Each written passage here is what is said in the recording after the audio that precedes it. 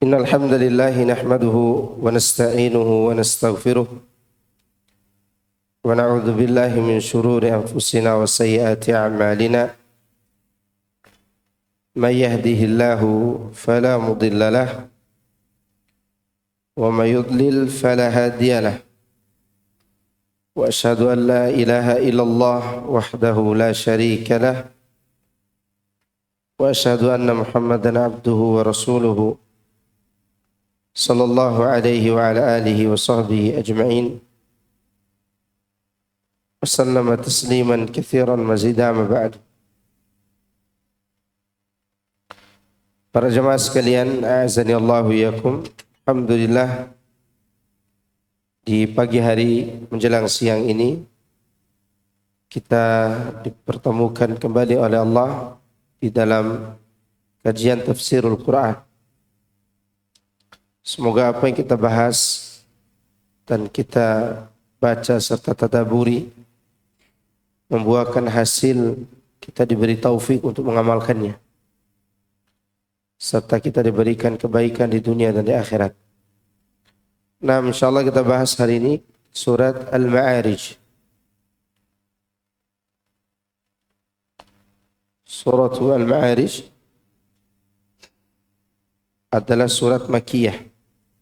Surat Al-Ma'arij ini surat Makkiyah. Saya bacakan dulu ya.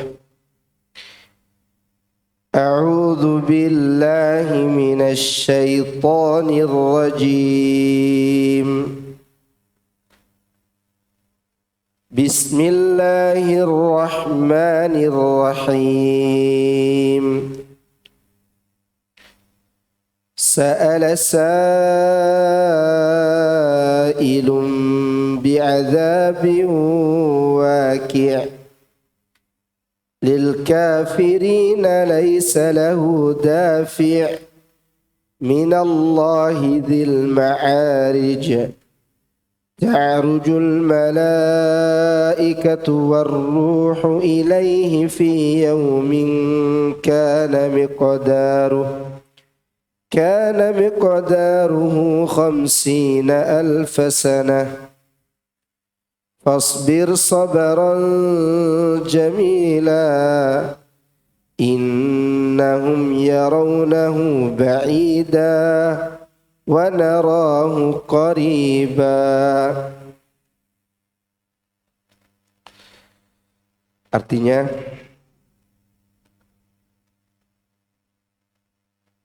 seorang bertanya tentang azab yang pasti terjadi, yaitu bagi orang-orang kafir yang tidak ada seorang pun yang dapat menolaknya. Azab dari Allah yang memiliki tempat-tempat naik. Para malaikat dan ruh, yaitu Jibril, naik menghadap Tuhannya dalam sehari setara dengan 50.000 tahun. Maka bersabarlah engkau wahai Muhammad dengan kesabaran yang indah. Mereka memandang azab itu jauh atau mustahil, sedangkan kami memandangnya dekat, artinya pasti terjadi. Kita ambil dulu sampai ayat 7 ya. Ayat 7 dulu. Taib, surat ini disebut dengan Al-Ma'arij. Al-Ma'arij artinya tempat-tempat naik yang dimiliki oleh Allah Subhanahu wa ta'ala. Allah memulai dengan menyebutkan kabar orang-orang yang bertanya, di mana seseorang bertanya kepada Nabi sallallahu alaihi wasallam tentang azab yang pasti terjadi. Artinya dia meminta agar azab itu segera terjadi. Mana azabnya? Gitu maksudnya. Jadi pertanyaan seperti itu seperti orang yang meminta didatangkan azab tersebut. Mana gitu maksud. Di dalam ayat ini terkandung sebuah pengertian yang ditunjukkan oleh huruf ba, seakan-akan memiliki pengertian ada seorang yang meminta disegerakan adab yang pasti bakal terjadi. Itu sama dengan firman Allah dalam surat lain, suratul Hajj ayat 47. Wa yastajilunaka bil adab wa la yukhlifallahu wa'dah. Dan mereka meminta kepadamu agar azab itu disegerakan kedatangannya. Sedang Allah tidak akan mengingkari janji-janjinya. Maksudnya Allah akan tetap mengadab mereka. Namun pada saat itu adab Allah tidak turun karena Rasulullah SAW masih hidup di tengah-tengah mereka. Karena orang-orang kafir ini meminta agar segera diadab. Allah mengatakan wa ma kana Allahu liyu'adzibahum wa anta fihim. Allah tidak mungkin mengadab mereka sedangkan kamu ada di tengah-tengah mereka. Makanya amannya para sahabat dulu ketika Rasulullah SAW masih hidup. Padahal orang-orang kafir udah meminta mana azab tu mana. Lalu Allah turunkan alasan kenapa dia tidak mengadab mereka di saat itu. Karena masih ada Rasulullah sallallahu alaihi wasallam. Nah sekarang pertanyaannya gimana cara menghalangi azab Allah sedangkan Nabi sudah wafat itu? Apa yang kita harus lakukan? Sedangkan di luar sana banyak orang-orang yang menentang Allah Azza wa Jalla. Kita khawatir azab Allah turun. Jawabannya orang-orang yang faham agama hendaklah banyak-banyak beristighfar. Wa ma kana Allahu mu'adzibahum wa hum yastaghfirun. Dan Allah tidak akan mengadab mereka sedang mereka senantiasa beristighfar.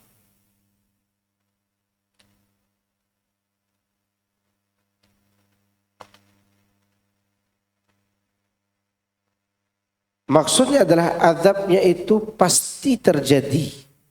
Tidak mungkin tidak. Maka disebut dengan adzabin waqi'in. Waqi' artinya pasti terjadi. Makanya hari kiamat diantara namanya apa? Al-waqi'ah. Idza waqa'atil waqi'ah. Seperti itu juga dengan dalam surat sebelumnya, fayauma idzi waqa'atil waqi'ah.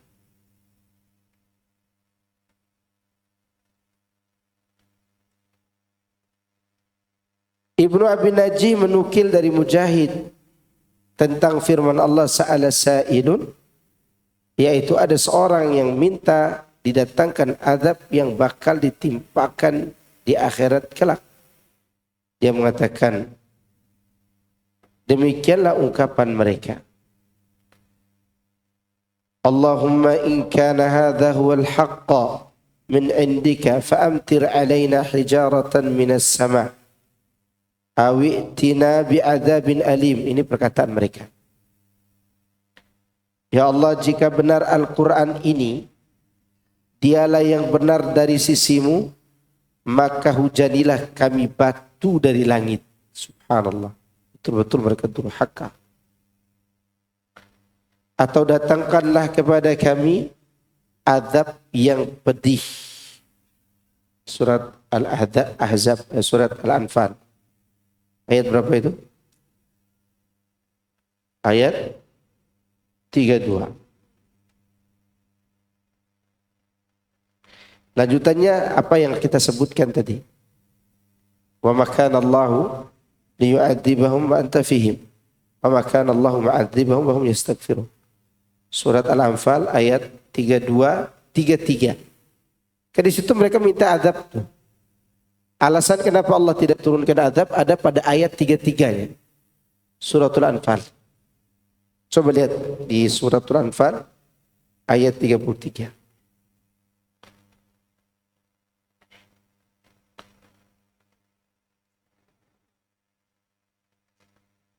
Udah ketemu? Di bawah, pojok kiri bawah. Halaman 180. Wa ma kana Allahu liya'adzibahum wa anta fihim. Wa ma kana Allahu mu'adzibahum wa hum yastaghfirun. Wa hum yastaghfirun, afwan. Mereka mengatakan, jika Quran ini benar, silakan kau hujani kami dengan hujan batu. Hujani kami dengan apa? Batu dari langit. Berani sekali mereka meminta. Tapi begitulah Allah. Dengan kekuasaannya, dengan keagungannya, dengan ketinggiannya, dengan kebesarannya, dia tidak terpancing dengan kebodohan orang-orang bodoh. Ya. Coba kalau Allah itu emosional, habis. Maka tidak ada nama Allah itu Al-Ghadib, Maha Pemarah, tidak ada. Sifat marah iya ada, sifat murkanya ada. Ya. Tetapi tidak dikatakan Allah itu tukang emosi. Ya. Allah itu maha baik. Apalagi di tengah mereka masih ada orang yang paling mulia, Rasulullah SAW. Kalaupun tidak ada Rasulullah SAW, masih ada orang yang beristighfar. Taib. Jadi yang bikin masalah itu mereka sendiri.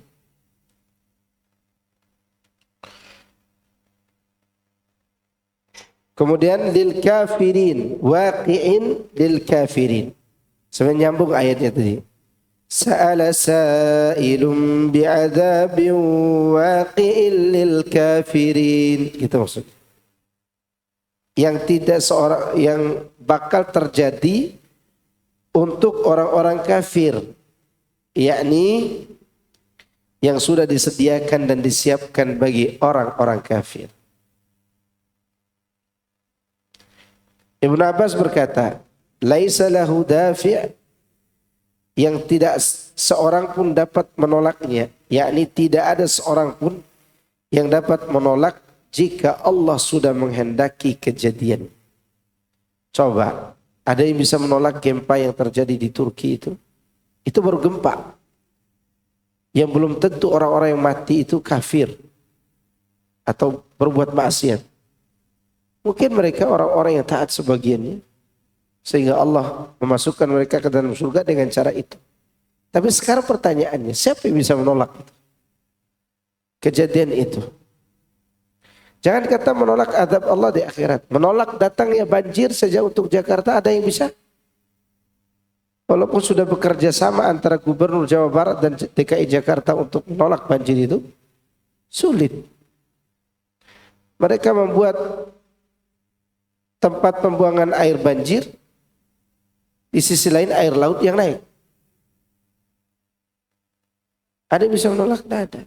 Mungkin sebentar lagi, tidak tahu berapa lama lagi Jakarta akan tenggelam dengan air laut. Itu saja tak ada yang bisa menolak. Gimana dengan azab Allah Azza wa Jalla? Tak ada. Minallahi dzil ma'arij. Azab itu datang dari Allah. Yaitu Allah yang mempunyai tempat-tempat naik. Dzil ma'arij, yang dimaksud di sini adalah Allah.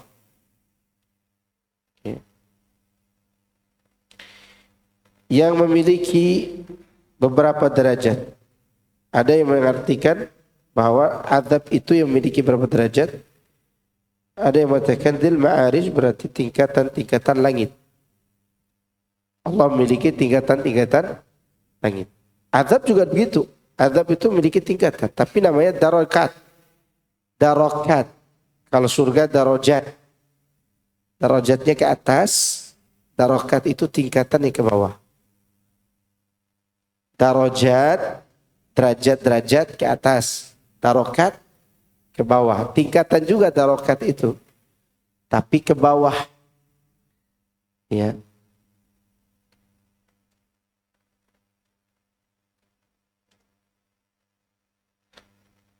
Ta'rujul malaikatu warruh. Di tempat-tempat tersebut, di ma'arij. Ma'arij itu tempat naik sebenarnya. Apa istilah Isra Mi'raj? Isra berjalan dari Mekah ke Madinah, dijalankan dari Mekah ke Masjidil Aqsa. Dari Mekah Masjidil Haram ke Masjidil Aqsa. Asra menjalankan. Mi'raj naik. Isra dijalankan, Mi'raj naik. Maka Ma'arij tempat-tempat naik. Tingkatan-tingkatan untuk naik ke langit menuju kepada Allah Subhanahu wa ta'ala.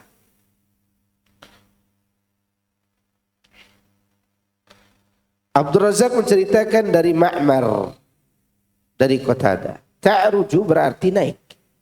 Sedangkan ar-ruh, Abu Saleh berkata, mereka adalah segolongan makhluk dari makhluk-makhluk Allah yang menyerupai manusia. Tetapi mereka bukanlah manusia. Perlu saya penulis katakan. Itu Ibnu Katsir. Ada pula kemungkinan bahwa yang dimaksud itu adalah Jibril. Dan ia termasuk ke dalam ataf khusus atas yang umum. Maksudnya, kan Jibril bagian dari malaikat. Ya kan?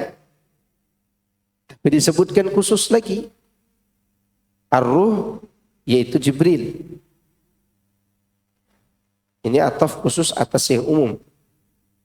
Kata sambung khusus atas yang umum tadi. Mungkin juga yang merupakan isim jenis bagi arwah anak cucu Adam. Di mana jikalau arwah tersebut dicabut, maka akan dibawa naik ke langit. Saya kira ini pendapat yang benar, yang kedua ini. Jibril atau ruh manusia dicabut. Ruh kita kalau dicabut dibawa kemana? Ke atas. Kata Nabi, langit itu berpintu-pintu. Kalau orang yang beriman, bukan hanya ruhnya yang diangkat pada saat dia mati. Tapi setiap dia beramal di saat dia hidup, amalnya dibawa naik ke atas. Dibawa naik ke langit. Sampai di sisi Allah Azza wa Jalla. Ini mengenai ruh tadi. Ruh tadi khilaf para ulama, ada 3 pendapat. Pertama, makhluk khusus selain malaikat, selain manusia. Tapi seperti sifat manusia. Ini pendapat tentunya tidak ada dalil tentang itu. Ya. Kedua, maknanya adalah ruh malaikat Jibril. Malaikat Jibril juga disebut apa? Ruh. Makna yang ketiga, ruh yang maksud adalah ruh orang-orang yang meninggal dunia. Kalau lewat Ma'arij berarti ruh tersebut ruh orang yang beriman. Karena orang kafir ruhnya tidak bisa menembus langit. Hanya sampai langit pertama. Fi yaumin kana miqdaruhu 50,000 sana. Dalam sehari yang kadarnya 50.000 tahun seperti hidup di dunia, maksudnya begitu. Jadi begini. Kalau naik ke malaikat itu, ya, naiknya ruh itu atas kehendak makhluk. Mereka gunakan kekuatan makhluk. Maka untuk sampai ke langit itu, ke sisi Allah, membutuhkan waktu 50.000 tahun dalam sehari yang ada di sisi Allah. Tapi karena atas izin Allah, maka cepatlah mereka naik. Nabi SAW naik ke langit berapa lama? Sehari semalam kan? Itu kalau diukur dengan kekuatan Allah Azza wa Jalla. Tapi kalau diukur dengan kekuatan Nabi, seandainya Nabi bisa terbang gitu. Berapa lama dia harus memakan waktu? 50.000 tahun seperti hidup di dunia. Ya. Demikian juga ketika seorang menghisap orang lain. Ana nih menghitung amalnya Pak Asroni misalnya. Nanti di hari kiamat Ana ditugaskan, Masykur hitung amalnya Pak Asroni. Misal begitu. Maka baru selesai saya menghitung amal dia, memakan waktu 50.000 tahun. Tapi karena Allah yang hisap, maka mudahlah semuanya. Gitu. Cepat semuanya.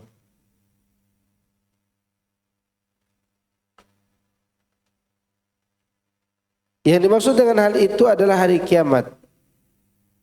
Abu Hatim menceritakan dari Ibnu Abbas, fi yaumin kana miqdaruhu 50,000 sana, yaitu hari kiamat, dengan sanad yang sahih. Imam Ahmad meriwayatkan dari Abu Umar Al-Adani. Dia berkata, aku pernah bersama Abu Hurairah. Lalu lewatlah seorang dari Bani Amir bin Sa'sa'ah. Lalu dikatakan kepadanya, ini adalah orang dari Bani Amir yang kekayaannya paling banyak. Maka itu Abu Hurairah menyeru, hadirkan dia padaku. Kemudian mereka menghadirkan orang tersebut. Kemudian Abu Hurairah berkata, aku dengar engkau punya banyak kekayaan. Lalu Al-Amiri berkata, benar, sesungguhnya aku memiliki seekor keledai dan 100 kulit samakan. Yaitu 100 kulit yang disamak. Kulit hewan yang disamak. Yang dibersihkan. Sampai dia menyebutkan macam-macam unta serta berbagai budak dan tali penambat kuda. Kemudian Abu Hurairah mengatakan, hindarilah olehmu tapak kaki unta dan kuku binatang. Hal itu diulanginya berkali-kali sehingga raut wajah Al-Amiri berubah seraya berkata, apa yang kau maksud dengan hal itu wahai Abu Hurairah? Abu Hurairah menjawab, aku pernah mendengar Rasulullah sallallahu alaihi wasallam bersabda, barang siapa memiliki seekor unta namun tidak memberikan haknya pada saat najdah dan rislahnya. Lalu kami bertanya, apakah yang dimaksud dengan najdah dan rislahnya ya wahai Rasulullah? Beliau menjawab, yakni pada masa sulit dan masa mudahnya. Maka unta itu akan datang pada hari kiamat kelak sebagai unta yang paling cepat jalannya, paling banyak, paling gemuk, dan paling lincah hingga ketika disediakan untuknya sebidang tanah lapang untuk menderum, maka ia pun akan menginjaknya dengan telapak kakinya. Lantas jika telah melintasi tempat tersebut, maka ia pun akan kembali ke tempat permulaan dalam satu hari yang kadarnya 50.000 tahun sampai diberi keputusan kepada umat manusia sehingga dia melihat arah jalannya. Adapun jika dia punya satu ekor sapi, lalu dia tidak memberi haknya pada saat dalam keadaan susah dan mudah, sapi itu akan datang pada hari kiamat kelak sebagai sapi yang paling cepat jalannya, juga paling banyak, paling gemuk dan paling lincah, sehingga ketika disediakan untuknya sebidang tanah lapang untuk menderum, maka tiap makhluk yang mempunyai kuku akan menginjaknya dengan kukunya. Dan juga setiap binatang bertanduk akan menyeruduk dengan tanduknya yang di dalamnya tidak ada satupun binatang yang tanduk dan telinganya cacat. Jika binatang lain melintasinya, maka dia akan mengulanginya di tempat permulaan dalam satu hari yang kadarnya 50.000 tahun sampai diberikan putusan kepada umat manusia sehingga dia melihat arah jalannya. Lalu jika dia mempunyai seekor kambing, lalu dia tidak memberi haknya ketika dalam keadaan susah dan lapang, maka dia datang pada hari kiamat sebagai kambing yang paling cepat jalannya, paling banyak, paling gemuk dan paling lincah, sehingga saat disediakan untuknya sebidang tanah lapang untuk menderum, maka dia pun akan menginjaknya dengan telapak kakinya. Maka itu setiap makhluk yang mempunyai kuku akan menginjaknya dengan kuku, dan setiap binatang bertanduk akan turut serta menyeruduk dengan tanduknya yang di dalamnya tidak terdapat satupun binatang yang tanduk dan telinga yang cacat. Jika binatang lain melintasinya, maka dia akan mengulanginya di tempat permulaan dalam satu hari yang kadarnya 50.000 tahun sampai diberikan putusan. Lalu Al-Amiri mengatakan, lalu apakah hak binatang-binatang itu wahai Abu Hurairah? Abu Hurairah menjawab, hendaklah engkau memberi dengan rasa sayang, memperkenankan dengan melimpah, dan memberi minum unta, serta mengawinkannya dengan unta jantan. Jadi Al-Amiri ini punya kekayaan yang banyak. Dia tidak memberi hak kepada unta atau binatang-binatangnya, sehingga binatang-binatang itu akan menjadi siksaan buat dia nanti di hari kiamat. Ya. Menyiksa dia dengan menginjaknya dan seterusnya. Itu kalau dia memiliki binatang yang tidak sampai pada nisab zakat. Tidak sampai pada nisab apa? Zakat.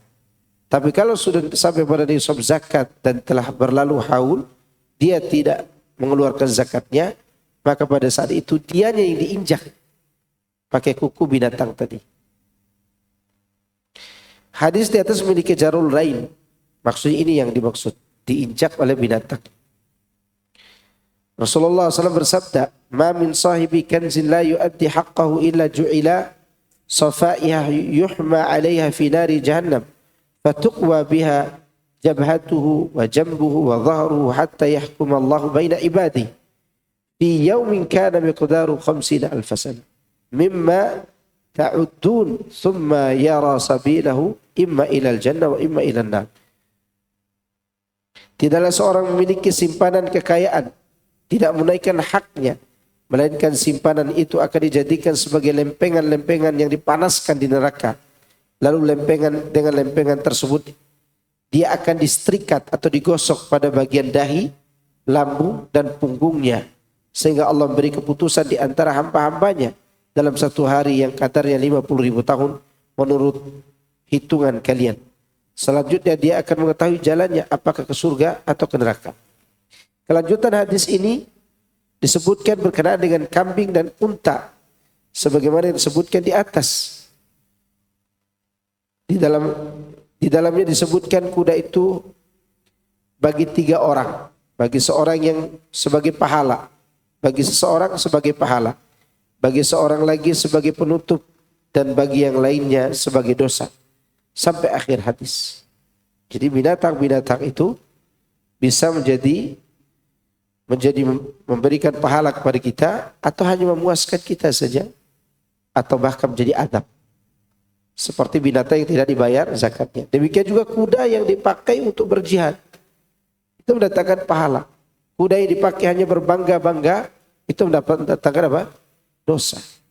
Demikian juga yang lainnya. Diriwayatkan oleh Imam Muslim saja dalam sahihnya secara lengkap dan tidak diriwayatkan oleh Bukhari. Sementara itu penjelasan jalur hadis dan lafadznya terdapat dalam bab Az-Zakah, bab zakat dari kitab Al-Ahkam. Tujuan yang dimaksud dari hadis ini ialah perkataan sehingga Allah memberikan keputusan di antara hambanya dalam satu hari yang kadarnya 50.000 tahun hidup di dunia. Jadi hadis-hadis itu menggambarkan tentang 3 hal. Pertama, mengenai keadaan orang yang tidak membayar zakat. Yang kedua, orang yang tidak memberikan hak binatang yang dia urus, yang dia pakai untuk cari nafkah misalnya. Yang ketiga, berkaitan dengan hal yang kita bahas, yaitu sehari di sana seperti 50.000 tahun hidup di dunia. Bagi yang tidak bayar zakat, mereka akan disetrika dengan lempengan panas dari neraka. Makanya ibu-ibu, bapak-bapak perhatikan zakat malnya, zakat harta, karena itu akan menjadi lempengan panas dari api neraka nantinya. Dan nanti disetrikat bagian jidat, lambung, punggung. Salah seorang ulama atau beberapa ahli ilmu menerangkan bahwa kenapa jidat yang disetrikat? Karena orang pelit itu kalau diminta gitu. Atau dia kasih punggungnya, dia jamping. Atau dia kasih lambungnya, dia jamping begini. Dibuang muka. Atau dia kasih belakang. Makanya disetrika dan diinjak sebagian itu oleh binatang-binatang.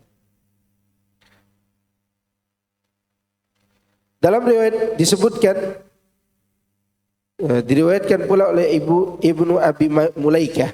Dia berkata bahwa ada seorang yang bertanya kepada Ibnu Abbas, "Fi yaumin kana miqdaruhu 50 alf sana." Itu tentang ayat ini. Lantas dia berkata, maka ia pun menuduhnya. Selanjutnya orang itu berkata, "Sungguhnya aku bertanya kepadamu agar kamu berkenan memberitahuku." Dia menjawab, "Keduanya merupakan 2 hari yang telah disebutkan oleh Allah, dan hanya Dia yang lebih tahu akan keduanya.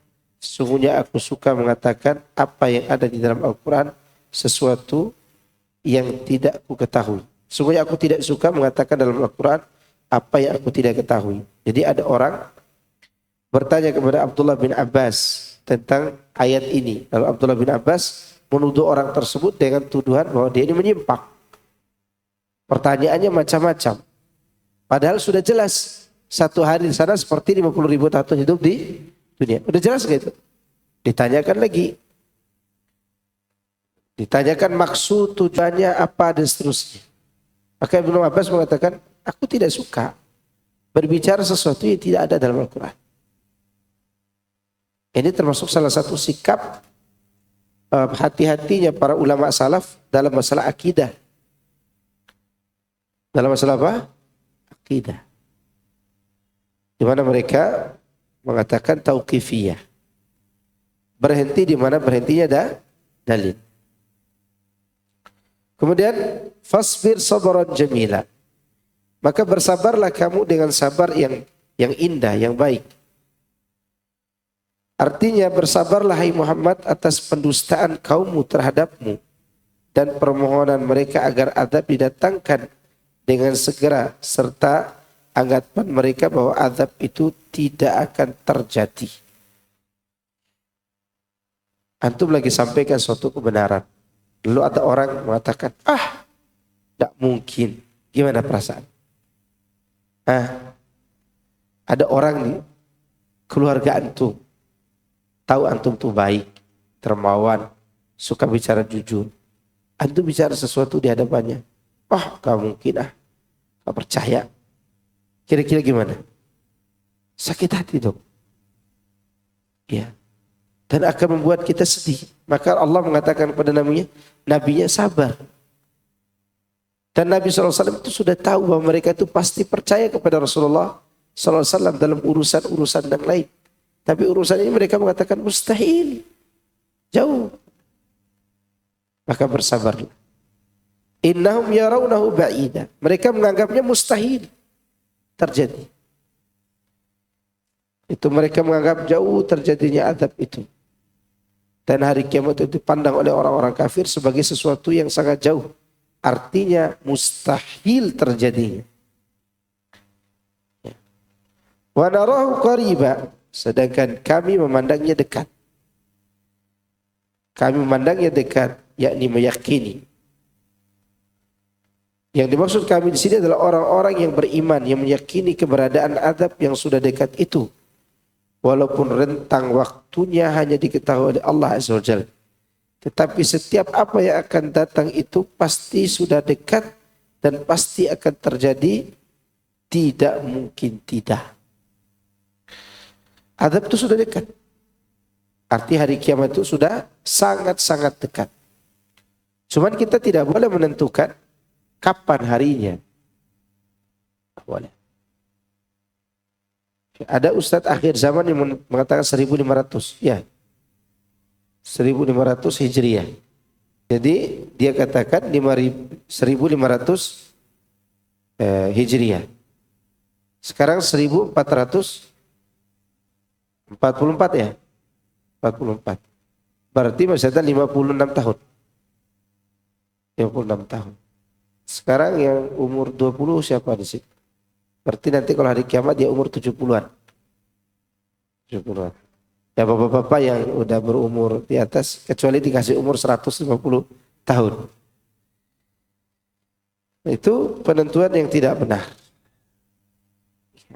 Penentuan yang, kita bolehlah menakut-nakuti orang dengan azab dan memberikan motivasi dengan nikmat. Tapi harus pakai dalil. Ya jangan menggunakan logika.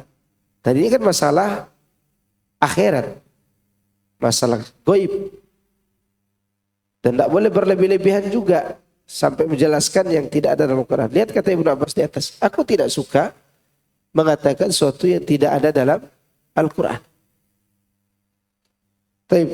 Lanjut ayat 8. A'udzu billahi minasy syaithanir rajim. يوم تكون السماء كالمهل وتكون الجبال كالعهن ولا يسأل حميم حميما يبصرونهم yawaddul mujrimu law yaftadi min adzabi yawmi idzin bibanihi wa sahibatihi wa akhihi wa fasilatihi allati tu'wihi wa man fil ardi jami'an thumma yunjih kalla innaha ladha nazza'atan lishawa tad'u man adbara wa tawalla wa jama'a fa'au'a. Artinya, pada hari ketika langit menjadi seperti luluhan perak dan gunung menjadi seperti bulu yang berterbangan, dan tidak ada seorang teman akrab pun yang menanyakan temannya, sedang mereka saling melihat. Orang kafir ingin kalau kiranya dia dapat menebus dirinya dari azab pada hari itu dengan anak-anaknya dan istrinya dan saudaranya dan kaum familinya yang melindunginya di dunia selama ini, dan orang-orang di bumi seluruhnya, kemudian mengharapkan tebusan itu dapat menyelamatkannya. Sekali-kali tidak dapat. Sesungguhnya neraka itu adalah api yang bergejolak, yang mengelupaskan kulit kepala, yang memanggil orang-orang yang membelakang dan berpaling dari agama, serta mengumpulkan harta benda lalu mereka pelit menyimpannya. Jadi dalam ayat ini Allah bercerita tentang keadaan langit dan gunung. Nanti kan langit meleleh seperti luluhan perak. Demikian juga gunung seperti bulu. Tapi setelah itu dia tidak memiliki bekas sedikit pun setelah dihancurkan. Dibenturkan, hancur jadi debu. Kalau kita ada tanah segini nih, kita benturkan, kan ada sisanya di bawah. Kalau nanti tidak, diterbangkan dulu gunung itu seperti bulu, kemudian diangkat ke atas, dibenturkan dengan bumi, maka hancur lebur, hilang, lenyap, gitu. Tidak ada bekas.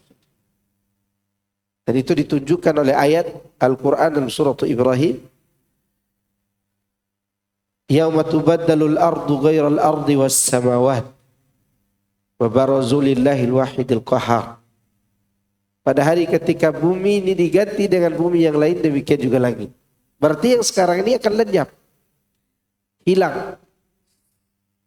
Bisa gak suatu kejadian, bukan hari kiamat nih, bisa gak suatu kejadian ketika dia menghancurkan sesuatu, yang hancur itu langsung lenyap? Bisa gak? Apa misalnya? Apa misalnya? Nuklir. Bom atom yang jatuh di Hiroshima Nagasaki, ada gak bekas tulang-tulang manusianya? Enggak kan? Hilang. Lenyap kan? Kena bom itu. Orang sekitar itu kan tidak ada lagi bekasnya. Kalau hancur, ada bekas kan? Itu kena bom itu kan dia hancur, hilang, lenyap. Kalau gunung meletus, kan masih jatuh debunya. Itu tidak ada bekas manusianya. Nah, apalagi terjadi hari kiamat. Begitu wa humilatil ardu wal jibal fadukkata dakkata wahidah. Bumi dan gunung diangkat, dibentur jadi bentur, sekali benturan hancur. Hancurnya itu lenyap maksudnya. Maka itulah waktunya Allah merubah bumi dengan bumi lain, gunung dengan gunung yang lain.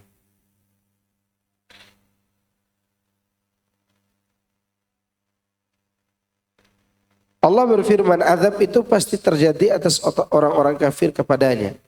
Pada hari kapan?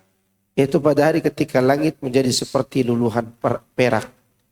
Ibnu Abbas, beberapa ulama lainnya mengatakan seperti kucuran minyak. Meleleh seperti kucuran minyak. Maksudnya seperti apa itu? Mentega. Tahu mentega? Dipanasin, meleleh gitu. Itu menurut sebagian ulama di antara Ibnu Abbas. Wa takunul jibalu kal'in, dan gunung-gunung menjadi seperti bulu, yakni seperti bulu domba yang diterbangkan. Wala yas'alu hamimun hamima, di hari itu tidak ada seorang teman dekat yang menanyakan temannya. Hamim itu teman yang membela. Hamim pembela. Kalau dalam persidangan itu apa namanya? Jaksa pembela, pengacara, penasihat hukum si yang terdakwah. Karena istilahnya begitu. Itu hamim. Hamim itu yang membelanya. Maka pada saat itu tidak ada teman yang membela temannya.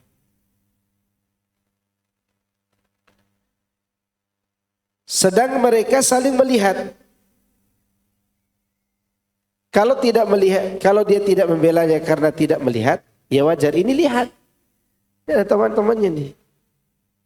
Oleh karena itu ada 3 kejadian menurut Aisyah radhiyallahu anha, di mana manusia tidak peduli dengan orang lain. Mahsyar, hisab, sirat. Kalau udah masuk surga atau neraka baru peduli. Ada orang masuk surga tidak kelihatan orang tuanya, maka dia cari. Ada orang masuk surga dia tidak lihat kawannya, dia cari juga. Sampai ke neraka mereka cari atas izin Allah Subhanahu wa ta'ala. Tapi di saat itu, di saat mahsyar kehancuran alam, tidak ada orang menanyakan orang lain. Maksudnya ialah tidak ada seorang teman karib menanyakan tentang keadaan temannya. Sedang dia melihatnya berada di dalam keadaan yang sangat buruk. Sehingga dia disibukkan oleh dirinya sendiri serta tidak peduli lagi pada orang lain. Jangan kata teman, istri, anak aja tidak diperdulikan. Orang yang paling disayangi oleh laki-laki di dunia ini siapa? Istri dan anaknya. Ya. Kalau istri ke suami bukan sayang namanya, cinta. Cinta menghormati. Kalau suami cinta menyayangi. Maka di dunia ini yang disayangi adalah istri. Makanya suami itu tidak gampang ngomong cerai. Kecuali suami yang tidak tahu hukum. Tapi istri gampang minta cerai. Kenapa? Hilang cara dia menghormati suaminya. Karena cintanya bukan cinta kasih, bukan cinta menyayangi. Cinta menghormati. Dari istri ke atas itu menghormati. Dan menghormati itu lebih sulit daripada menyayangi. Maka cinta istri kepada suami itu pahalanya besar. Pahalanya apa? Besar. Itu contoh. Nah sekarang di sana, orang yang disayangi itu, yang di dunia bawel mulutnya, ya tetap aja disayangi oleh suami. Ada yang batu di belakang. Tetap aja disayangi oleh suami. Di sana tidak diperdulikan. Ya, itu menunjukkan bahwa hari kiamat itu dahsyat sekali. Di dunia ini jangan kata istri kita dihina orang, dipukul orang. Dipandang orang lama-lama mata istri kita, mau kita copot mata orang tuh. Kenapa? Saking sayangnya kepada istri dan anak. Tapi ketika di saat itu tidak ada. Lihat di depannya tidak peduli. Ya. Al-Aufi meriwayatkan dari Ibnu Abbas, sebagiannya mengetahui sebagian lainnya dan juga saling mengenal di antara mereka. Kemudian sebagian mereka lari dari sebagian lainnya. Tahu, mengenal, tapi malah saling meninggalkan. Dan setelah itu Allah berfirman, likulli imri'in minhum yawma idzin sya'nu yughni. Karena setiap orang dari mereka pada hari itu mempunyai urusan yang cukup menyibukkannya. Ya, cukup menyibukkan juga. Maka pada sehari itu kan kita dibangkitkan dalam keadaan tidak dikhitan, tidak beralas kaki dan tidak berpakaian. Aisyah kan heran mendengar itu.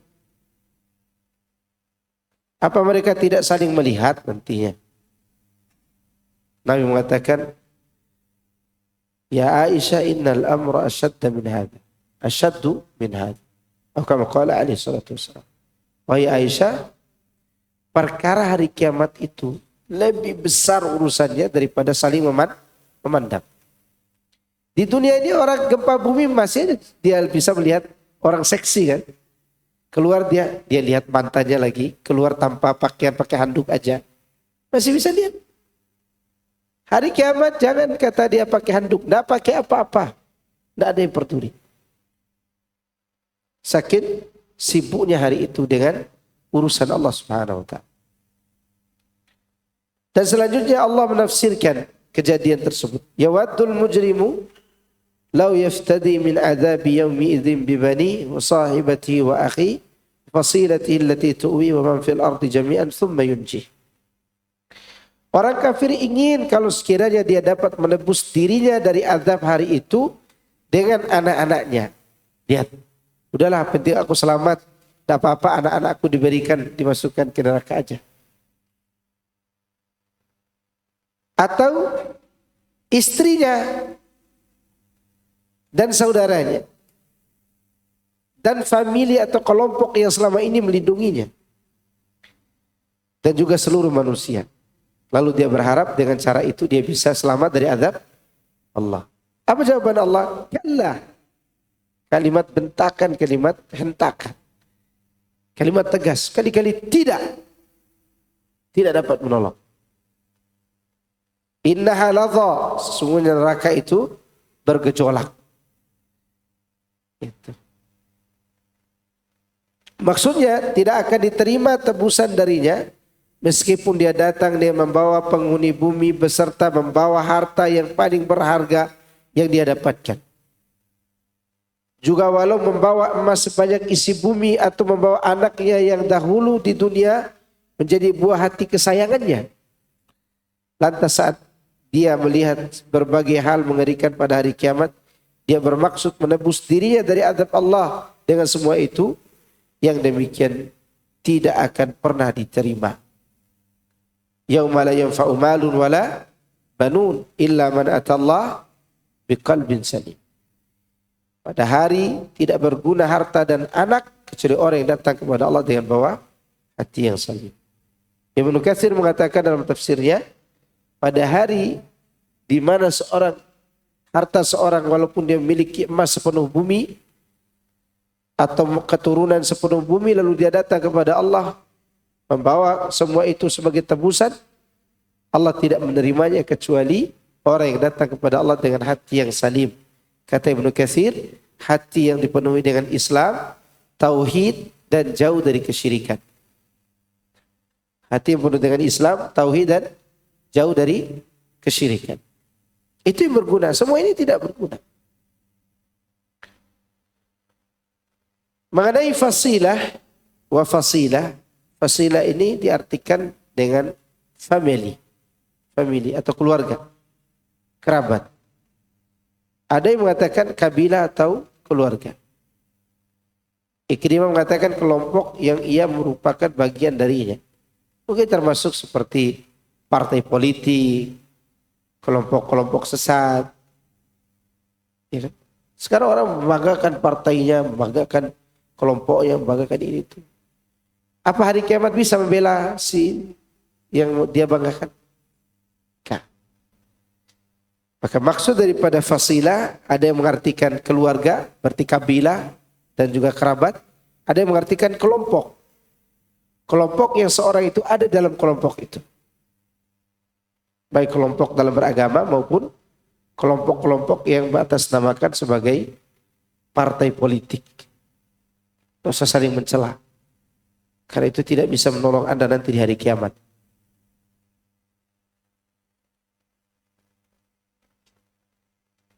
Ada juga yang mengartikan fasilah adalah ibunya. Kalaupun diartikan tiga-tiganya maka semuanya benar. Ibunya pun dia tidak peduli dengan ibunya di hari kiamat. Yauma yafirrul mar'u min akhi wa ummihi wa abihi wa sahibatihi wa bani. Pada hari ketika seorang meninggalkan saudaranya. Kemudian ibu dan bapaknya. Kemudian istri dan anak. Karena mereka sibuk dengan urusan mereka masing-masing. Ketika orang itu berharap dia selamat dengan tebusan-tebusan tadi, Allah pun menyebutkan kalla. Sekali-kali tidak. Kemudian Allah menyebutkan sifat neraka. Innaha ladha. Sesungguhnya neraka itu api yang bergejolak. Kalau di ayat ini dia mensifati neraka dan panasnya yang sangat tinggi. Saking bergejolaknya disebutkan dalam surat sebelumnya. Takadu tamayyazu minal ghayz. Neraka itu hampir-hampir pecah lantaran marah. Nazza'ata lisyawa, yang mengelupas kulit kepala. Asyawa diartikan oleh Ibnu Abbas dan juga Mujahid, yakni kulit kepala. Ada juga yang menerangkan yakni daging tanpa tulang. Apa namanya itu? Presto ya? Hah? Iya kan, tulang empuk kan? Namanya presto. Dibakar sampai tulangnya empuk jadi presto. Cuman itu hanyalah istilah kita presto. Di sana lebih mengerikan lagi. Lebih mengerikan. Tulangnya empuk, lunak. Sampai sebegitunya api neraka itu. Tad'u man adbara wa tawalla wa jama'a fa'awha. Siapa yang diseru oleh api itu? Kan Allah sebutkan dalam ayat yang lain surat Qaf. Halim talati fataqulu hal min mazid. Neraka itu ditanya oleh Allah, engkau sudah penuh wahai neraka? Ditanya neraka, ada tambahan enggak? Yang diminta oleh neraka dia siapa? Ini penjelasannya. Tad'u man adbara wa tawalla. Dia memanggil orang-orang yang membelakangi agama Islam dan berpaling darinya. Apa yang buat dia berpaling dari agama Islam? Karena dia mengumpulkan harta. Sibuk orang mengumpulkan harta. Sampai berpaling. Bukan hanya mengumpulkan harta kadang. Gara-gara masalah suka kepada seorang meninggalkan agama. Orang yang dia sukai tidak berguna nanti. Ya, karena ada sebagian orang suka kepada istri misalnya. Sampai istri menghalangi dia untuk sholat. Demikian juga sebaliknya. Istri suka kepada suami. Gara-gara suka kepada suaminya, dia sampai meninggalkan kebaikan. Ya. Dan itu tidak berguna. Tidak berguna nanti di hari kiamat. Karena orang-orang berpaling dari agama Allah ini bermacam-macam. Banyak motifnya. Pertama, gara-gara harta. Mengumpulkan harta. Ya. Dan ini terjadi pada ustadz, pada kiai, pada habib, pada ulama yang menyimpang, yang terlalu banyak syahwatnya terhadap ambisi terhadap dunia. Waliyadzubillah. Sehingga mereka meninggalkan fatwa yang sebenarnya, bahkan mereka membuat fatwa standar ganda. Tahu fatwa standar ganda? Bukan motor ya. Standar ganda itu senang-senang dia aja mengikuti orang yang dia cari kedudukan di hadapannya. Kalau ketemu ini begini fatwanya, ketemu ini begini fatwanya. Padahal yang ditanya itu sama, bisa hukumnya berbeda. Ya. Atau bahkan dia akan menghalalkan yang haram demi mendapatkan kedudukan pada orang lain. Dan itu juga berpaling dari agama. Orang berpaling seperti itu dilaknat oleh Allah SWT. Maka tidak boleh seorang itu karena dekat dengan orang kaya, dia tidak berani berbicara sesuatu yang menyelisih syariat. Ya. Kalau orang miskin yang bertanya, apa hukum ini Pak Ustadz? Gak boleh, haram. Ya. Ya, karena orang miskin itu tidak punya apa-apa. Tapi kalau orang kaya bertanya, dan orang kaya itu maunya fatwanya boleh. Gimana hukum ini Pak Ustadz? Sebenarnya di situ khilaf para ulama tentang itu. Ya. Khilaf. Tadi waktu ditanya orang yang punya uang haram. Itu ada orang yang punya uang yang tanya dan berkaitan dengan bisnis orang itu, maka dia halalkan. Seperti rokok misalnya. Bos-bos rokok itu kan berduit, tapi tidak merokok mereka. Ya. Ketika ditanya apa hukum rokok, kata syekhnya, Boleh. Atau makruh lah. Karena ada fulus. Nah itu yang menunjukkan bahwa ada orang berpaling dari agama gara-gara apa? Fajama'a fa'awa. Dia sibuk mengumpulkan harta. Dan menghitung-hitungnya. Menyimpannya. Fa'awa artinya menyimpan. Menyimpan dengan kuat. Perhatikan ya. Fa'awa. Kalau Anda katakan hafizul Quran. Fa'aituhu. Aku menghafal Quran dan aku menyimpannya dalam hati, berarti disimpan kuat ya. Nah ini udah dia berpaling dari agama, sibuk cari dunia, dia pun menyimpannya dengan kuat. Karena ada sebagian orang kafir, 5 perak saja tetap dihitung oleh dia waktu kita belanja, ya kan? Ya atau tidak? 50 rupiah dihitung sama dia. Ya. Karena tadi harta itu begitu berharga di hati. Kalau orang Islam pergi beli sayur di ibu-ibu, berapa sayurnya satu ikat bu? 5.000 Pak Ustadz, 5.000 Pak katanya. Dikasih enggak itu sayur 10.000 satu ikat? Ditambah sama dia. Itu orang Islam. Atau minimal dia tidak menawar. Karena dia tahu ini orang butuh dan dia bisa memberikan kebaikan itu. Orang kafir enggak. Orang kafir itu pelit. Saya pernah lihat orang dan dulu saya pernah dimarahi sama teman. Sekarang dia udah punya pondok pesantren anak yatim di Karawang. Kita pergi beli tempe kepada ibu-ibu, bapak. Dan dia bukan orang kaya, teman ini orang miskin dari Gorontalo. Kita beli tempe sama bayam. Biasa makanan pondok tuh bayam tempe aja. Tahu dulu ya, nggak tahu sekarang. Masak sendiri lagi kita dulu. Anda pergi beli karena bagian belanja sama teman ini. Saya tawar, Bu, bisa gak ini 2.000? Kur, ente berdosa sekali ya. Itu ibu-ibu ente tawari. Kalau masuk ke mall tawar gak ente? Gak juga. Udah bayar aja, nggak usah ditawar. Karena kita tidak bisa bersedekah. Hanya itu yang bisa kita lakukan. Berikan dia keuntungan. Mudah-mudahan itu sedekah buat kita. Dan kadang itu kita tidak sadar itu. Ya, tidak sadar. Coba antum masuk mall, ditulisnya 50.000, antum beli berapa? Nggak dikasih 40.500 kan? 45.000 nggak dikasih. Nggak bisa, plus pajak lagi. Makan. Oleh karena itu orang kafir itu pelit. Orang Islam seharusnya punya sifat apa? Dermawan. Maka di sini Allah kaitkan dengan orang kafir sebenarnya. Orang yang berpaling dari agama Allah, meninggalkan kebenaran agama sehingga dia sibuk dengan dunia. Saya temukan ada orang Islam dia tidak sholat. Dia katakan kan, anak tanya kenapa ente tidak sholat? Dan dia mengaku dari dia balik sampai dia mati pada saat itu dia tidak sholat. Sebulan sebelum dia mati, anak bertanya kepada dia, kenapa anda tidak sholat selama itu? Dia jawab, sholat itu menghalangi saya dari cari uang. Saya tanya, rumah anda di mana? Gak ada. Numpang di rumah ipar. Istri belum nikah karena dia memang masih bujang lapuk. Uang tidak ada. Dia katakan sholat membuat dia tidak dapat rezeki. Dia sendiri saat itu tidak punya apa-apa.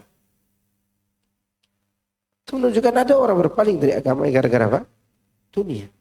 Dunia yang dia cari. Kalau dunia itu membuat kita mendekatkan diri kepada Allah, insya Allah itu berkah. Antum punya mobil dipakai ke pengajian. Antum punya motor dibawa ke pengajian. Antum punya uang dipakai untuk berinfak kepada anak yatim dan orang-orang lemah. Itu nikmat dari Allah, berkah. Tapi kalau punya mobil niatnya orang beli mobil supaya bisa ya jalan-jalan ke Jampang, siapa tahu ada kupu-kupu malam di sana gitu ya. Itu masalah. Niatnya udah berbeda. Rusak harta. Dari sini mereka mengumpulkan harta untuk berbangga-bangga. Fajama'a fa'awa. Yang memanggil orang-orang yang belakang dan berpaling serta mengumpulkan harta lalu menyimpan. Neraka memanggil para penghuninya yang telah diciptakan oleh Allah untuk menempatinya. Sungguh dia mentakdirkan mereka di dunia untuk mengerjakan amal-amal penghuni neraka.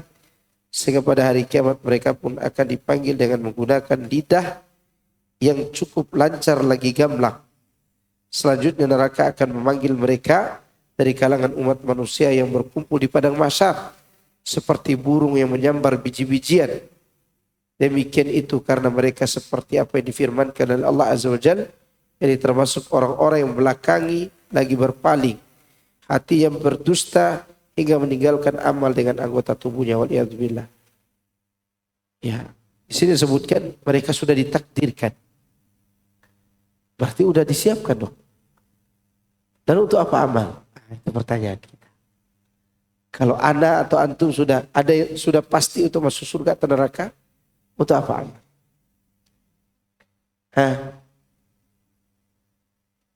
Untuk apa amal? Tidak ada jawabannya. Karena Rasulullah pernah ditanya itu. Rasulullah untuk apa amal? Beliau tidak menjawab itu. Beliau malah merintahkan beramal saja. Kullun muyassarun lima khuliqalahu. Semua orang dimudahkan sesuai dengan apa yang diciptakan untuk. Maka jika antum mudah belajar agama, belajar mengamalkan ilmu, mudah untuk menyampaikan, mudah untuk memberi kebaikan kepada orang lain, bersyukurlah. Mudah-mudahan itu adalah tanda bahwa kita ditakdirkan masuk surga. Karena tidak mudah berbuat baik, ikhwan. Mudah gak berbuat baik? Kalau mudah berbuat baik, maka tidak cukup masjid ini untuk menampung orang baik. Kita akan bikin masjid seluas Taman Yasmin ini. Ya kan? Karena banyak orang akan berbuat baik. Oleh karena itu yang sudah berbuat baik banyak bersyukur. Bagaimana kalau kita sudah ditakdirkan masuk neraka? Tidak usah ente tidak usah dikorek yang itu. Yang harus antum lakukan adalah apa yang diperintahkan Allah, amalkan. Karena ketentuan Allah itu ada 3. Pertama ketentuan takdir, dan itu rahasia Allah. Yang kedua ketentuan agama, dan itu yang disuruh kita menjalankan. Kita lihat ke Quran depan kita. Tahu nggak kita diperintahkan ibadah? Tahu kan? Itu ketentuan yang kita tahu. Dan berdoa juga kita disuruh. Yang ketiga ketentuan balasan itu rahasia Allah. Nanti di hari kiamat. Tapi ketentuan yang kedua, bisa nggak merubah takdir kita yang buruk? Itu pertanyaannya. Kalau ada orang ditakdirkan masuk neraka misalnya, bisa nggak dia berubah dengan ketentuan kedua? Berarti kita mengamalkan kebaikan, berdoa, berzikir, berbuat baik kepada sama. Bisa nggak berubahnya? Jawab. Jawab. Bisa. Ada lagi mau jawab ibu-ibu? Bisa nggak merubahnya? Bisa saja. Dengan apa? Dengan ketentuan syariat, yaitu doa. Apa kita doa? Rabbana atina fid dunya hasanah wa fil akhirati hasanah wa qina adzabannar. Kalau tidak ada gunanya, untuk apa berdoa? Kalau tidak ada gunanya doa itu. Waktu kita doa kunut, apa kita baca? Wa qina syarra ma qadait. Lindungi kami dari apa yang telah Engkau tentukan dari keburukan. Lindungilah kami dari keburukan yang telah Engkau tetapkan. Maka disebutkan dalam hadis riwayat Tirmidzi dan juga yang lainnya, Rasulullah SAW mengatakan, la yaruddul qada'a illa doa. Tidak ada yang bisa menolak ketentuan Allah kecuali doa. Maka orang yang berdoa itu tidak merugi. Teruslah meminta kepada Allah. Semoga Allah menjauhkan kita dari ketentuan yang buruk yang ditetapkan oleh Allah Subhanahu wa taala. Itu neraka jahanam. Dan itu juga melatih diri kita untuk tawadhu. Tawadhu, tidak sombong dengan amal ibadah kita.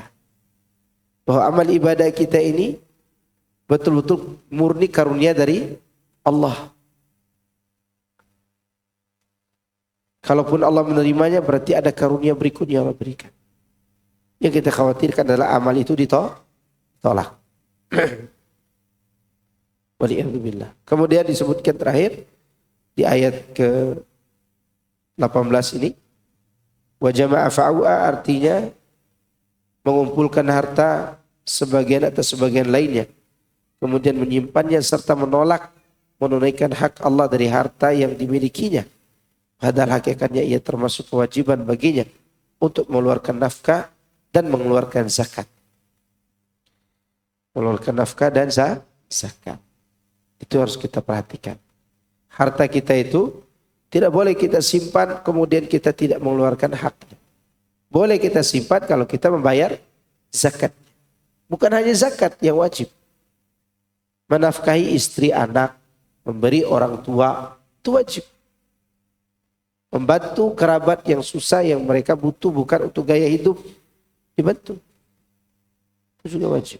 Jangan ditahan-tahan harta kita yang kita memilikinya. Kita mampu untuk membantu mereka. Ya. Terkadang kita ini kalau tidak eksperimen, tahu eksperimen itu yang buat video? Ya, tidak mau dia kasih. Ada orang begitu baiknya di jalan, disutin kepada ibu-ibu tua, nenek-nenek, bagus. Beri contoh kepada orang bagus. Tetapi di rumahnya istrinya dikasih ceker ayam, kepala ayam. Dan anak bercerita ini bukan cerita bohong, anak melihat langsung. Tahu kondisinya. Dan kejadiannya dekat dengan kami gitu. Kalau dia ingin beri tetangga nih, dia sembelih ayam besar gitu. Masak. Istrinya suruh masak. Itu daging dibagikan ke tetangganya. Nanti anak-anak dikasih ceker, dikasih kepala, kasih jeroan. Dan itu kenyataan. Dan itu kebodohan. Kadang orang bawa temannya makan di mana? Hachibushi. Apa? Yang makanan Jepang itu. Apalah ibu-ibu tuh yang tahu tuh. Anda tahu tuh. Habutachi apalah gitu. Habu haji. Sabu haji. Dibawalah temannya ke sana. Dibawa makanan enak-enak. Tapi dia tidak pikir untuk membawa anak istrinya makan enak. Fa'at'imhu idza ta'imta. Jika kau makan, maka kasih makan kepada istrimu juga. Kepada keluargamu. Maka saya kalau pergi sama teman-teman yang paling menyiksa adalah saya dibawa ke restoran yang mahal. Kemudian setelah itu anak tidak bisa bawa istri saya. Kalaupun bawa ya banyak yang akan saya keluarkan. Itu kan kalau bawa ke Habu Haji ya. Sabu haji. Itu minimal kita bayar di awal kan 1 juta, 2 juta kan. Iya. Ya sekali makan ke sana bisa sebulan kita beli beras itu. Tersiksa kadang.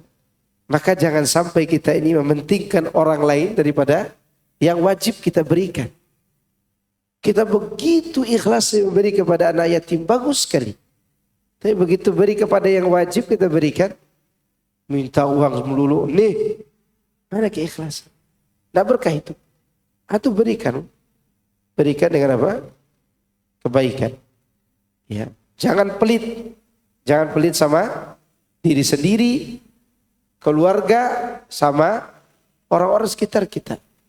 Ada orang pelit sampai dirinya sendiri pelit. Untuk dirinya pelit. Selama-lamanya dia pakai Vespa saja. Begitu sampai di Taman Yasmin, mati. Sampai di tengah sana, mati. Padahal dia bisa beli motor yang bagus. Ya minimal NMAX lah dia beli.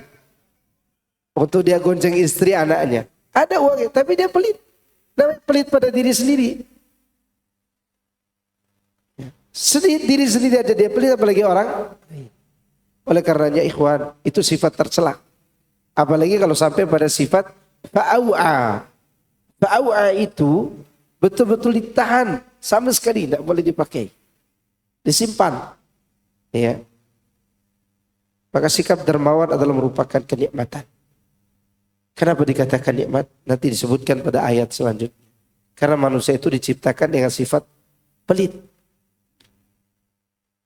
Pelit ini yang kita lewati, harus kita lewati. Kalau kita semua sudah merasakan sekali saja nikmat memberi itu, kita kepengen terus memberi. Ingat ya, sekali aja kita merasa sudah nikmat memberi. Maka ketika kita tidak memberi, seakan-akan kita tidak punya apa-apa di dunia ini. Artinya begini, kita biasa memberi orang, tiba-tiba sehari tidak memberi. Ada yang kurang dalam hidup ini. Kenapa? Karena memberi sudah menjadi tabiat. Menggantikan tabiat pelit. Oleh karena itu, jauhi sifat-sifat seperti ini. Karena ini termasuk sifat orang kafir. Dan sebelumnya kita sudah bahas di surat Al-Haqqah di mana innahu kana la yu'minu billahi al-azim wa la yahuddu ala ta'amil miskin. Sama seperti ini. Sudah dia kafir, tidak beriman kepada Allah, dia juga pelit. Waliyadzubillah. Tapi saya kira cukup. Ada pertanyaan silakan. Insyaallah kita bahas ayat 19 nanti. Agak sedikit falas ya suara anak. Iya. Terlalu banyak konser ya. Betul. Bagi yang akan bertanya, dipersilahkan. Bagi akhwat mohon untuk ditulis di kertas supaya nanti bisa dibacakan oleh Ustaz. Fadhal, ada bertanya silakan.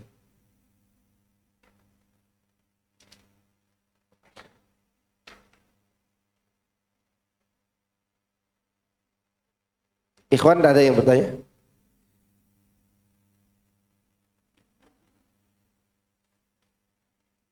Berarti pekan depan kajian tafsir tauhid.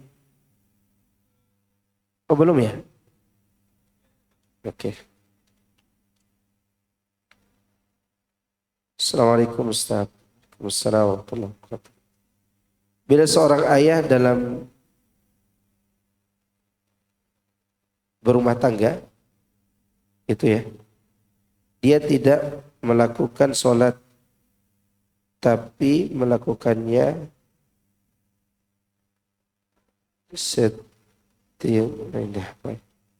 setengah kebaikan ya, melakukannya di hadapannya istrinya, cuma atau tetangga. Seorang suami tidak melakukan sholat tapi melakukannya ini, baca ini kayaknya dokter semua yang apa, saya seorang istri yang Masya Allah memiliki harta antam milik pribadi, istri yang sudah kena nisab. Antam itu berarti emas ya, yang sudah kena nisab, dan saya hanyalah IRT. Bolehkah suami saya yang membayarkan zakat malnya Ustaz? Afwan, saya seorang istri yang Masya Allah, istri orang yang Masya Allah memiliki harta gitu ya, antam. Seseorang istri IRT, ibu rumah tangga, bolehkah suami saya membayarkan zakat malnya? Jazakallah. Boleh, tapi dari harta itu, dari harta yang dia simpan. Kalau dia sudah nisab, dia tinggal hitung aja berapa nilai emasnya seluruhnya. Nah, kalau dirupiahkan berapa, maka tinggal dikalkulasikan, dikeluarkan 2,5%-nya. Lalu 2,5% ini cari uang lain untuk membayarnya. Mungkin dari suaminya, ya, dan seterusnya, boleh, tidak masalah. Dan hak ibu juga dari suami kan, ada hak yang dia harus berikan. Hak-hak itu ibu kumpul, udah dibayar. Ini pertanyaan yang tadi, Ted. Ya. Bila seorang ayah dalam rumah tangga, dia tidak melakukan sholat, tapi kelakuannya atau sifatnya baik terhadap istri, anak atau tetangga. Nah, Bagaimana bila meninggal, tentang azabnya? Apakah bisa meminta syafaat pada istri yang telah meninggal lebih dulu di akhirat? barakallahu fiik. Orang yang meninggalkan sholat, sudah saya jelaskan sebelumnya, khilaf para ulama tentang keadaan yang kedua. Kan ada 3 keadaan tuh. Pertama, meninggalkan sholat dengan keyakinan sholat itu tidak wajib. Ini keadaan ini sepakat ulama murtad. Tidak ada dapat syafaat sama sekali. Ya, ada dapat syafaat sama sekali. Keadaan kedua, ini yang khilaf.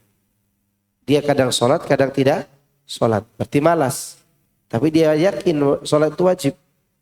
Orang ini yang benar adalah dia tidak murtad tapi melakukan dosa besar. Bisakah dia mendapat doa dari anak-anaknya? Mudah-mudahan, saya tidak mengatakan pasti ya. Mudah-mudahan bisa. Karena sebagian orang mengatakan dia di bawah masyiatullah. Keadaan ketiga ini juga yang paling berbahaya. Dia yakin sholat wajib tapi tidak pernah sholat sama sekali. Menurut Ibnu Taimiyah orang ini murtad. Orangnya apa? Murtad. Dan terancam dia tidak dapat syafaat dari siapa. Karena meninggalkan sholat itu sebaik-baik apapun orang, dia tetap dikatakan melakukan dosa yang besar.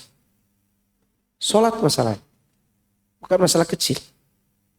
Yang pertama kali ditanya oleh Allah tentang haknya apa? Sholat. Kalau kita dengan makhluk yang kita tanya pertama kali apa? Darah. Tapi antara kita dengan Allah yang pertama kali adalah sholat. Maka hati-hati dengan sholat. Maka orang tersebut bisa saja terancam dia tidak dapat syafaat. Meskipun dia dalam kondisi yang kedua. Karena kondisi yang kedua itu para ulama khilaf. Ulama Hambali mengatakan walaupun dia malas dan meyakini sholat wajib, tetap murtad. Maka seorang istri yang melihat suaminya tidak sholat, dia boleh langsung memfasakh nikahnya. Tidak minta khulu, langsung pisah dengan itu. Langsung batal nikahnya. Madhab Hambali ya. Madhab Hambali. Dan kita harus hati-hati. Maka ketika syekh yang bermadhab Hambali itu ditanya tentang bagaimana kalau istri melihat suaminya tidak sholat, suaminya tidak mau sholat gitu, maka nikahnya otomatis putus, bukan melalui perceraian, putus otomatis. Karena orang murtad tidak boleh menikahi wanita yang mukminah. Itu keadaan kedua loh. Bagaimana kalau keadaan pertama dan ketiga?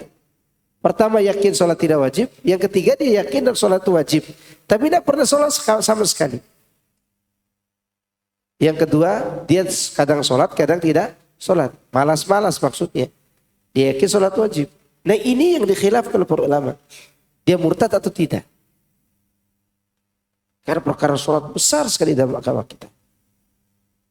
Hati-hati. Dalam mazhab Syafi'i menaiki keadaan yang kedua, dan mudah-mudahan ini pendapat yang rajih. Sehingga ibu-ibu yang lihat suaminya masih malas sholat, masih punya kesempatan untuk mendakwahkannya. Kalaupun mau cerai, cerainya bukan langsung putus. Kalau kawin pendapat Syafi'iyah, tapi melalui pengadilan atau melalui perceraian ditalak oleh suami. Paham nggak? Tentang ini, supaya kita tidak rancu dalam urusan ini. Sholat itu besar urusannya. Dan kita seharusnya kita yang sudah baru taubat, baru ngaji ini, yang paling banyak kita bertobat kepada Allah karena meninggalkan sholat. Dosa yang paling harus banyak kita ingat itu adalah karena meninggalkan sholat. Karena dia dosa besar misalnya. Baru mungkin kita sholat baru tahun-tahun kemarin atau 20 tahun yang lalu, atau 10 tahun yang lalu. Maka banyak-banyak mengingat dosa meninggalkan sholat. Waliyahzubillah. Allah. Waalaikumsalam.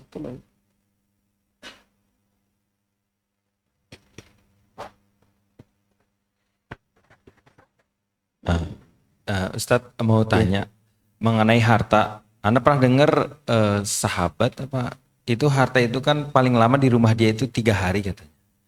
Nggak boleh berlama-lama lah. Lalu kondisi saat ini kan contoh misalnya anak mau sekolah. Kita tahu nih anak sekolah bulan apa nanti. Nah kita kan harus mempersiapkan dana. Nah sinkron dengan hadis atau kisah itu bagaimana Ustaz? Apakah kita masuk itu bagaimana Ustaz? Itu tidak wajib diikuti. Abu Bakar bukan hanya 3 hari. Sehari ini harus habis, besok cari lagi. Karena Abu Bakar itu sudah dijamin pasti masuk surga. Dan rezekinya besok itu sudah dijamin oleh Allah. Surganya aja udah dijamin, apalagi besok. Maka waktu perang Tabuk, berapa dikeluarkan oleh Abu Bakar hartanya? Semuanya. Terus untuk anak istrimu, Allah dan Rasulnya. Dan itu hanya Abu Bakar yang mampu melakukannya. Dan istri dan anak-anak Abu Bakar itu adalah orang-orang spesial. Sekarang kalau kita infakkan semua harta, rumah, mobil, semuanya hari ini nih. Kemudian istri kita nanya, bukan istri kita nanya ke kita nanya ke pembantu kita, mana istri saya? Sudah melarikan diri gitu ya.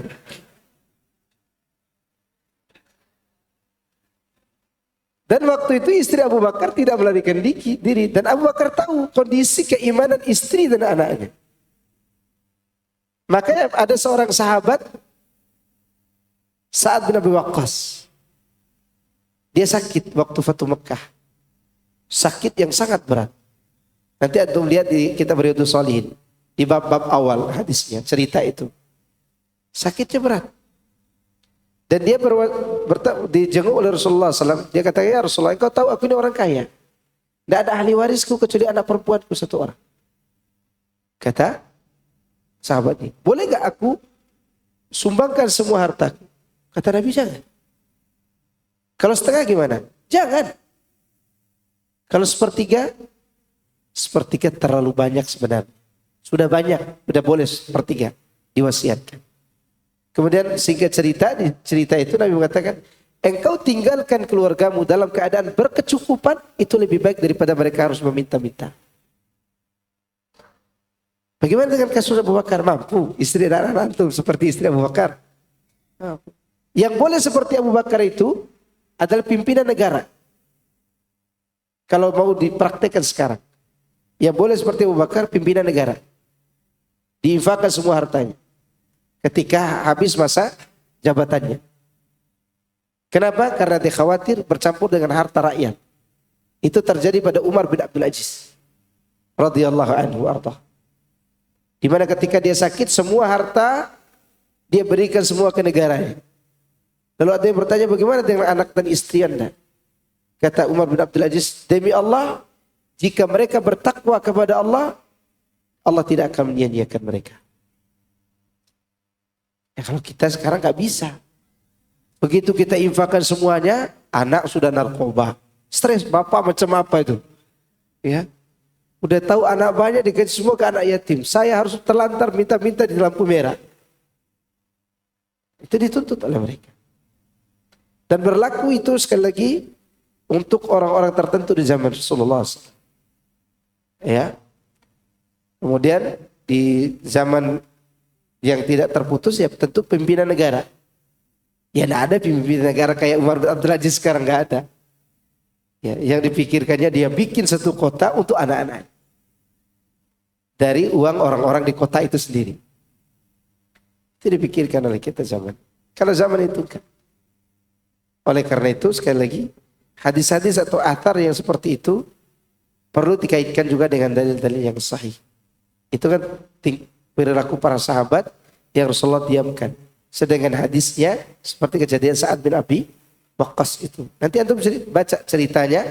Kalau mau ngambil faedah yang bagus tentang cerita itu, baca di Bahjatun Nadhirin yang sudah diterjemahkan Pustaka Imam Syafi'i. Yang ada terjemahannya itu. Di mana di antara faedahnya ini menunjukkan bahwa boleh seorang laki-laki mengumpulkan harta untuk persiapan anak dan istrinya. Selama dia memberikan haknya pada harta itu bayar zakat maksud. Ya. Boleh kaya nggak? Boleh. Yang nggak boleh itu kayak binatang, kayak singa yang rakus gitu kan. Nggak boleh. Kayak kita kaya berkecukupan buat anak istri dan diri kita, dan itu halal boleh. Tapi jangan sampai itu membuat kita bangga, buat kita sombong, buat kita angkuh. Dan kita juga tidak boleh menjustifikasi orang yang pakai pakaian bagus. Selain kita sendiri ya. Kita lihat ada orang pakai mobil bagus. Wah, paling mau nyombong itu. Gak boleh. Karena Rasulullah SAW mengatakan, sungguhnya Allah suka bekas nikmatnya terlihat. Siapa tahu dia niatnya untuk apa? Menampakkan nikmat Allah, bukan untuk sombong. Tipis gak keduanya? Tipis, karena ada di hati. Nah, itu hati kita jadi masalah. Cukup ya? Subhanakallahumma bihamdika asyhadu an la ilaha illa anta astaghfiruka wa atubu ilaik. Assalamualaikum warahmatullahi wabarakatuh.